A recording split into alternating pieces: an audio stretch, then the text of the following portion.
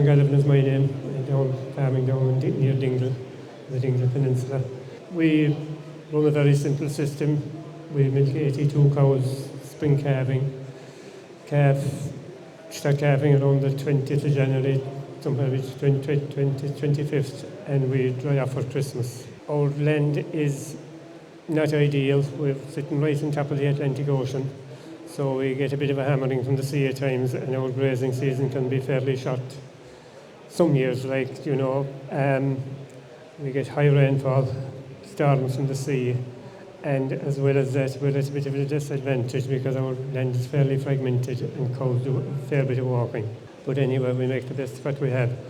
We feed somewhere in the region of 1.3, 1.5 tonne of concentrates, graze grass and grass silage. We keep it as simple as we can.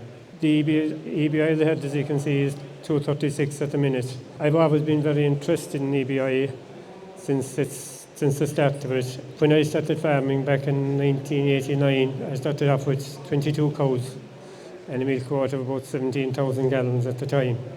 So I built it up slowly since, with quotas and everything. I suppose it wasn't easy, but we are where we are at the minute. The EBI, I always worked off it.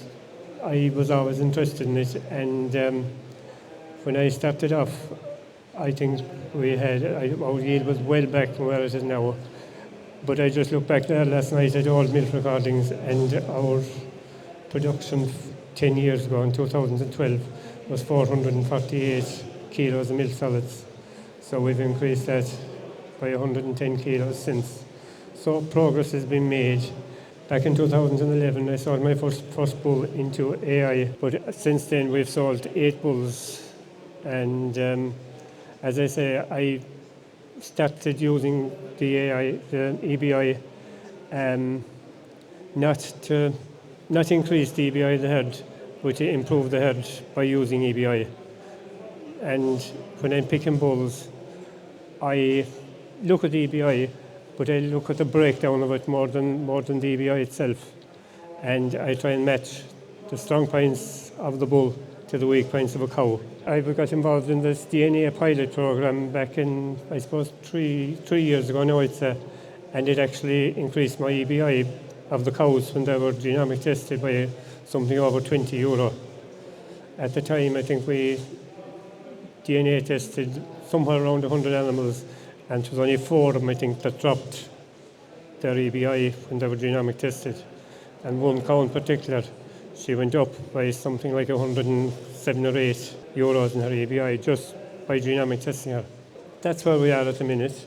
I would be a member of the Friesian Breeders Club with years, really. I find it very rewarding, and I suppose it has helped me. When the judge come into I got involved in the health competition the first year I said I did it back in 2002. Judges come into the field there and go through your cows.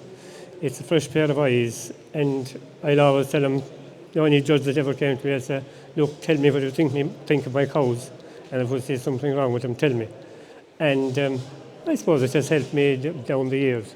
The one thing there on the board is my calving interval of 382 days. I said the reason that's high for last year is I carried over 2 cows from the year before that didn't go on calf, and I just kept them dry for a year. And when they calved down the following year, then they pushed that up. The other part of the EBI there is the health sub-index, trying to improve that as we go along, but everything in that line is a slow process.